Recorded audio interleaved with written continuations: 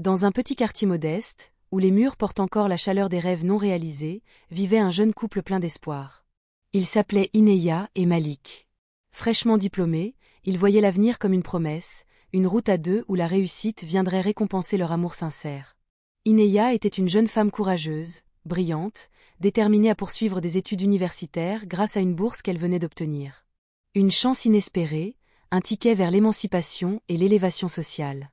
Quant à Malik, son copain, il était plein d'ambition, mais issu d'une famille si pauvre qu'il n'avait même pas de quoi payer un billet de bus, encore moins un billet d'avion. Un jour, le destin frappa à la porte de Malik. Une opportunité incroyable d'aller au Canada, un visa étudiant accordé avec la possibilité de travailler et de s'installer là-bas. C'était inespéré. Mais pour cela, il lui fallait trouver l'argent pour voyager, payer le billet et le premier mois de logement. Malik rentra chez lui ce soir-là, bouleversé, le cœur lourd. Comment annoncer à Ineya qu'il allait peut-être devoir abandonner son rêve, faute de moyens? Le soir même, Ineya remarqua son air absent et lui demanda ce qui n'allait pas. Malik lui raconta tout, la chance inouïe de partir, la promesse d'une vie meilleure, et la misère qui le clouait au sol. Ineya ne dit rien tout de suite. Mais son regard se fit grave, comme si une tempête prenait forme à l'intérieur d'elle. Cette nuit-là, elle ne dormit pas. Elle pensa à la bourse qu'elle venait d'obtenir, à ses parents qui comptaient sur elle, à ses propres ambitions.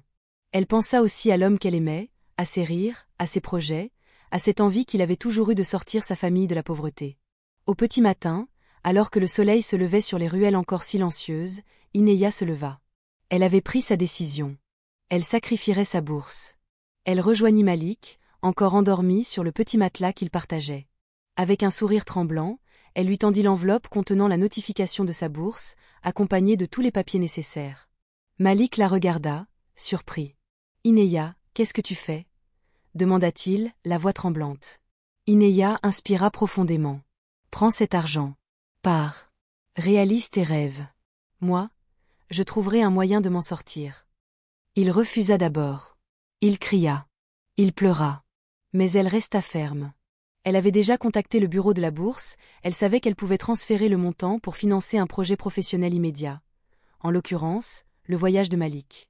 Ce jour-là, Malik comprit l'étendue de l'amour d'Ineya. Elle avait tout misé sur lui, jusqu'à renoncer à ses propres études. Ils passèrent les derniers jours ensemble, à rire, à pleurer, à s'aimer comme si c'était la fin du monde. Ils parlaient de leurs rêves, de leurs promesses, de leur lendemain. Le jour du départ arriva trop vite. Dans l'aéroport, Malik serrait la main d'Ineya comme un naufragé agrippé à sa bouée de sauvetage. « Je reviendrai te chercher, je te le promets », cria-t-il, la gorge serrée. Ineya sourit, des larmes coulant sur ses joues. « Je te crois, Malik. » Et il disparut dans la foule, laissant Ineya seule, au bord de la rupture, le cœur gonflé de fierté, mais aussi de peur. Dans les jours qui suivirent, elle se remit debout. Il fallait survivre. Il fallait avancer.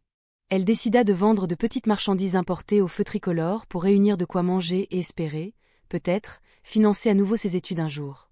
Mais au fond d'elle, elle gardait un espoir fou, que Malik, là-bas, n'oublie jamais ce sacrifice. Les jours devinrent des semaines, et les semaines des mois. Ineya, restée au pays, se leva chaque matin avec la même force, la même résilience. Dans la poussière des carrefours, entre le vacarme des klaxons et les cris des vendeurs ambulants, elle avançait. Son petit commerce improvisé de marchandises importées lui permettait à peine de manger, mais ce n'était pas le plus important pour elle. Car au-delà de sa propre survie, Ineya portait une mission, soutenir Malik. Malik, de l'autre côté de l'océan, essayait de s'adapter à une vie nouvelle.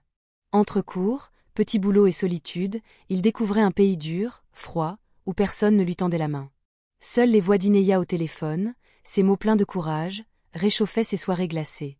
Chaque jour, il l'appelait, parfois tard dans la nuit à cause du décalage horaire. Ils riaient, ils s'encourageaient. Ils rêvaient encore, ensemble, malgré la distance.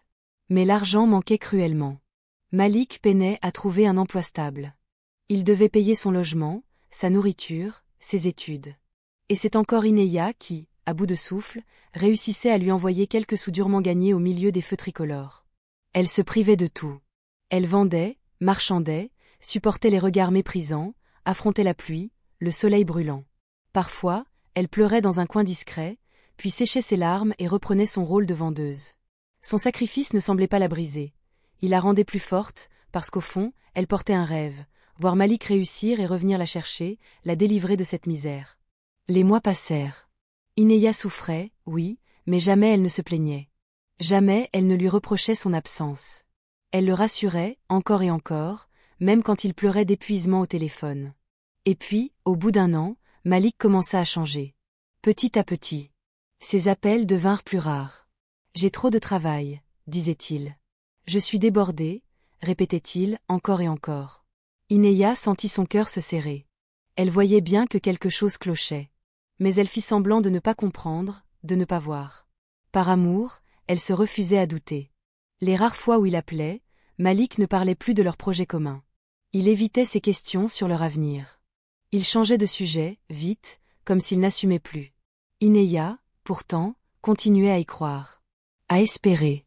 À économiser, toujours, pour lui envoyer quelques sous, espérant que lui aussi finirait par la soutenir à son tour. Mais ce soutien n'arriva jamais. Malik ne lui envoya pas un franc, pas un centime. Un an passa encore. Puis 2. Puis 3. Ineya restait fidèle. Aucun homme n'entrait dans sa vie. Elle refusait toute avance, toute tentative de séduction. Son cœur était pris, captif d'une promesse faite il y a longtemps dans un aéroport. Pendant 6 longues années, elle attendit.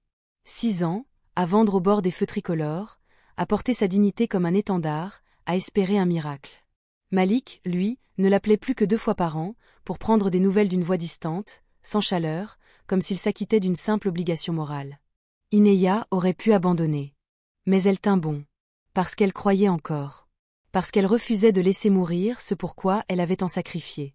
Elle ignorait, hélas, que la vie lui préparait un choc bien plus cruel encore. Ineya poursuivait son combat. Chaque matin, elle se levait avant le soleil, préparait ses maigres marchandises, les rangeait soigneusement dans un sac, et partait affronter le bitume brûlant des carrefours. Son visage s'était durci. Ses mains étaient plus calleuses. Mais son cœur, lui, battait toujours pour Malik. Les années passaient, implacables. Malik, désormais bien installé au Canada, ne trouvait plus le temps de l'appeler. Il ne répondait que de loin, 2 fois par an, avec des mots vides et froids. « Comment tu vas ? » « Tout va bien de mon côté. » Jamais plus il ne parla de ses rêves communs, jamais plus il ne demanda « Et toi, tu survis ?» Ineya sentait un gouffre s'ouvrir entre eux. Mais elle refusait de s'y noyer. Elle se répétait, comme un mantra, « Il a peut-être juste peur, il a besoin de temps, il m'aime encore. » Alors elle continuait. À vendre. À économiser. À vivre dans l'attente. À imaginer qu'un jour, il reviendrait la sauver de cette vie de labeur. Elle repoussa tous les prétendants qui venaient lui faire la cour. Des jeunes commerçants, des hommes un peu plus âgés, même des clients généreux. Mais son cœur, lui, était resté bloqué dans cet aéroport, figé dans la promesse de Malik. Pendant ce temps, Malik construisait une nouvelle vie. Un nouvel entourage. De nouveaux repères. Et, surtout, une nouvelle famille. Car au fil des années, il avait épousé une femme canadienne, avec qui il avait eu 2 enfants, un petit garçon de 5 ans et une fillette de 3 ans. Il n'en parla jamais à Ineya. Peut-être par lâcheté, peut-être par honte. Mais la vérité était qu'il avait tout simplement rayé son passé. Ineya, elle, n'avait rien oublié. Elle croyait encore. 6 ans après, elle restait fidèle à ce seul amour, sans savoir que Malik avait depuis longtemps tourné la page. Le destin, pourtant, n'avait pas fini de les rapprocher, pour mieux tout révéler. Un jour, au Canada, le patron de Malik, un homme respecté et prospère, décida de partir en vacances en Afrique, pour découvrir le pays d'origine de son bras droit. Malik n'eut pas le choix. Il devait l'accompagner, avec sa femme et ses 2 enfants. Un retour inattendu, qu'il redoutait. Il savait qu'il y avait des choses qu'il avait laissées derrière lui, des vérités inavouées. Mais il pensait naïvement que personne ne le reconnaîtrait, après toutes ces années. Ineya, de son côté, vendait toujours ses marchandises au même feu tricolore, le cœur endurci, mais l'âme encore pleine d'amour. Ce jour-là, elle ne se doutait pas que la plus grande blessure de sa vie allait surgir d'une simple vitre de taxi, et briser pour de bon tout ce qui lui restait d'illusion. Ce matin-là, le soleil frappait fort sur le goudron brûlant. Ineya, comme chaque jour, avait pris place au carrefour, une pile de savon et de vêtements d'occasion à la main. Son foulard, usé par le temps, couvrait à peine la fatigue gravée sur son visage. Elle répétait les mêmes mots, inlassablement. « Ma sœur, prends ce savon, c'est moins cher. Mon frère, regarde cette chemise, je te fais un prix. » Elle ne savait pas que le destin, ce jour-là, avait décidé de tout bouleverser. Au même moment, un taxi descendait de l'aéroport, transportant un riche client, le PDG canadien de la société où travaillait Malik. À ses côtés, Malik, sa femme blanche, et leurs 2 enfants, riaient et discutaient du paysage. Le PDG était curieux, impatient de découvrir l'Afrique authentique, celle dont Malik lui parlait parfois sans jamais rien avouer de ses racines profondes. Quand le taxi ralentit à un feu rouge, Ineya tourna la tête machinalement, à la recherche d'un client. Ses yeux croisèrent ceux de Malik à travers la vitre légèrement baissée. Un coup d'électricité traversa son corps. Son cœur manqua un battement. Malik, souffla-t-elle, la voix cassée. Elle s'approcha, tremblante, la gorge serrée, les yeux grands ouverts. Malik, c'est moi. Ineya, cria-t-elle, espérant un signe, un mot, un regard tendre. Mais Malik détourna la tête. Il se tourna vers sa femme, fit semblant de ne pas la voir, et murmura.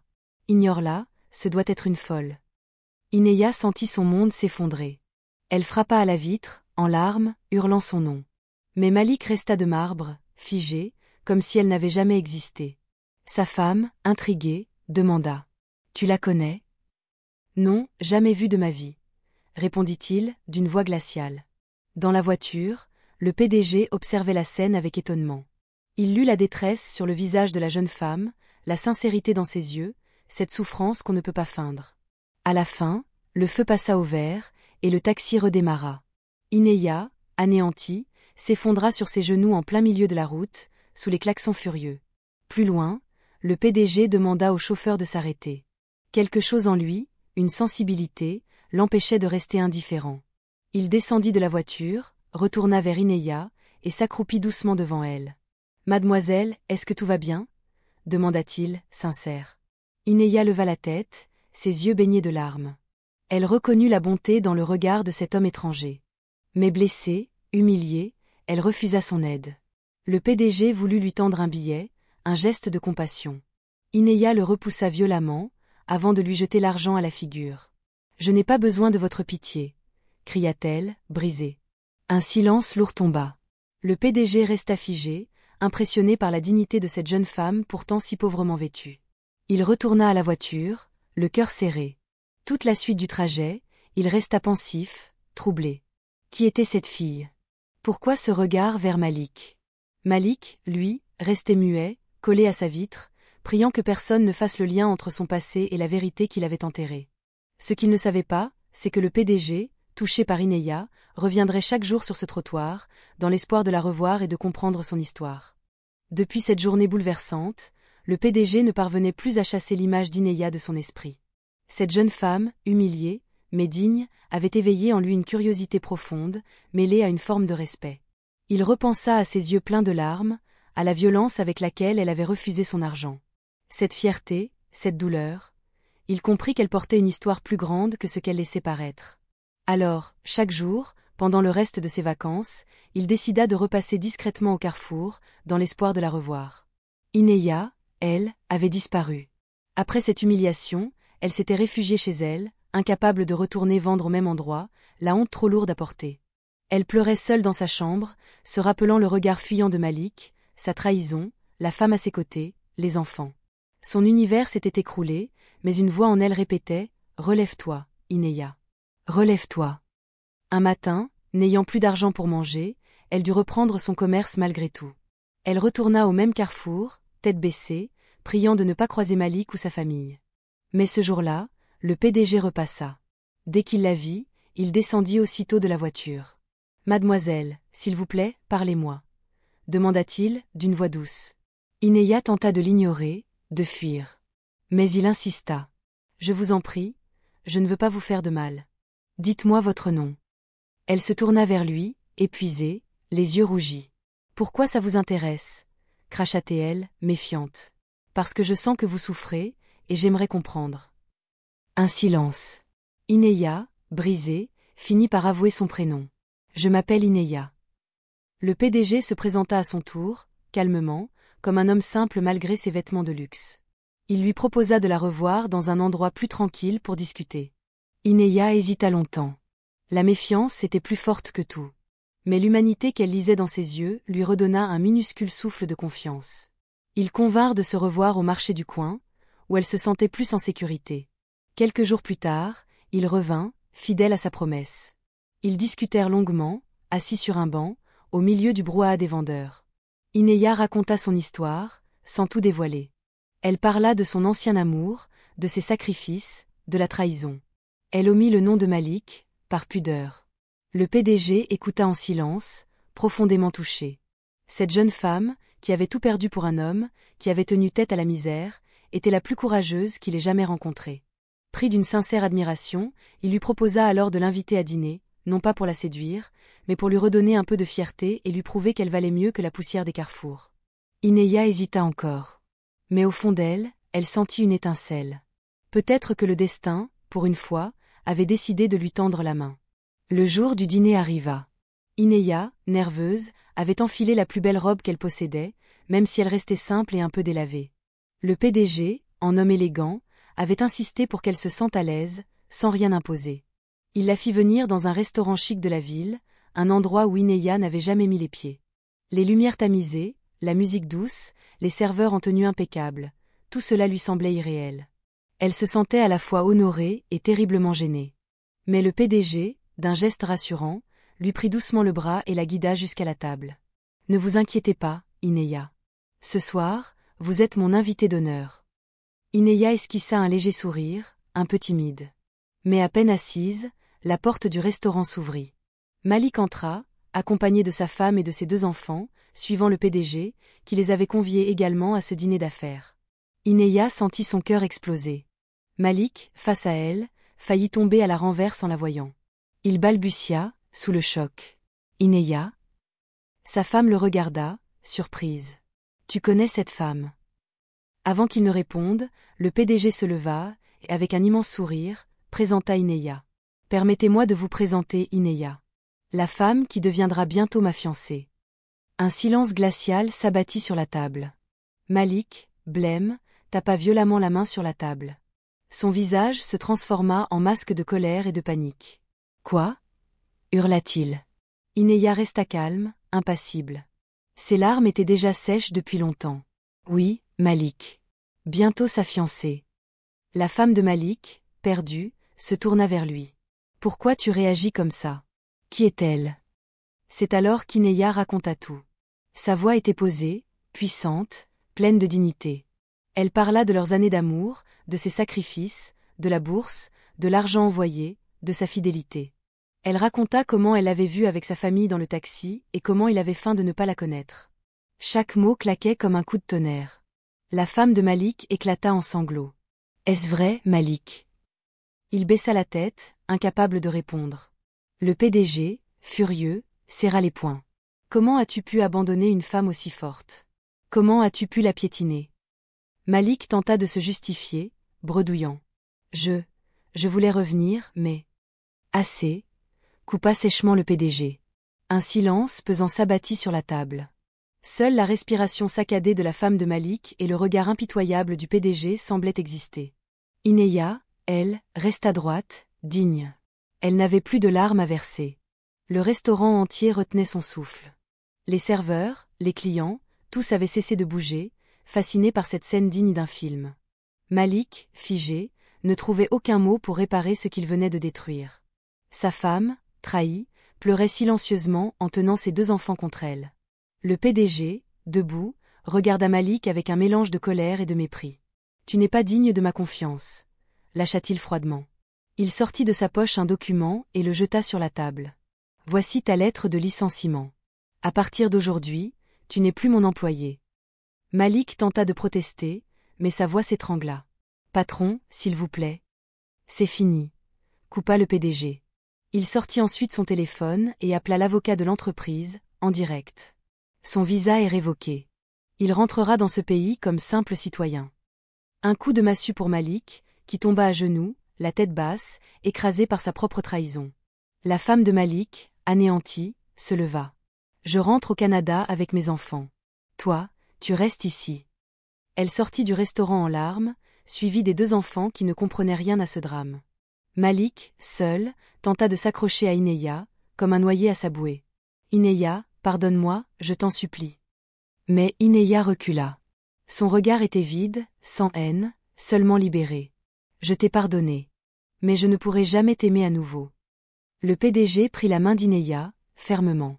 Tu n'as plus rien à faire avec lui. Viens, on s'en va. Ineya quitta la table sans se retourner, laissant Malik effondré, seul, face à ses mensonges. Dehors, la nuit était tombée. L'air semblait plus léger. Ineya inspira profondément, comme si elle respirait enfin après toutes ces années d'étouffement. Son cœur battait encore fort, mais différemment, non plus de peur ou de tristesse, mais d'un nouvel espoir. Le PDG, à ses côtés, la regarda avec douceur. Je te promets que ta vie changera. Fais-moi confiance. Ineya hocha la tête. Pour la première fois depuis si longtemps, elle crut que peut-être, elle méritait un peu de bonheur. Dans les semaines qui suivirent, la vie d'Ineya bascula. Le PDG tint parole. Il lui proposa de la faire voyager au Canada, avec tous les papiers nécessaires. Il finança son installation, paya son inscription à l'université. Comme une renaissance, comme un cadeau tombé du ciel. Ineya, d'abord méfiante, comprit peu à peu que cet homme était sincère. Il ne voulait pas l'acheter. Il ne voulait pas la dominer. Il voulait simplement l'aimer, la valoriser, lui offrir la vie dont elle avait toujours rêvé. Au Canada, elle redécouvrit le goût d'étudier, de croire en elle. Elle reprit ses cours avec passion, se fit de nouvelles amies, découvrit la liberté et la sécurité qu'elle n'avait jamais connues. Quelques mois plus tard, le PDG lui demanda sa main. Elle accepta, émue, consciente que cette fois, ce n'était pas un rêve, mais la réalité. Un mariage simple, élégant, sincère. Pas de mensonges, pas de promesses brisées. Seulement deux êtres qui avaient choisi de se reconstruire ensemble. Ineya ouvrit ensuite sa propre petite entreprise, aidée par son époux. Elle devint indépendante, respectée, admirée. Quant à Malik, il resta au pays, ruiné, rejeté par sa famille. Il tenta plusieurs fois de contacter Ineya, mais elle refusa toujours de répondre. Elle avait tourné la page, définitivement. La femme de Malik demanda le divorce et reconstruisit sa vie au Canada avec ses enfants, loin de ce passé douloureux. Ineya, elle, ne regrettait rien. Elle avait souffert, elle avait tout perdu, mais elle avait gagné bien plus. Sa dignité, son honneur, et une chance d'aimer à nouveau sans peur. Ne sacrifie pas tes rêves pour quelqu'un qui ne sacrifierait pas les siens pour toi. Garde toujours ta dignité, même quand l'amour fait mal. Et souviens-toi, le vrai amour ne te brise jamais, il te relève. Merci d'avoir écouté cette histoire. Abonnez-vous, likez, partagez et dites-nous en commentaire. Qu'auriez-vous fait à la place d'Ineya ?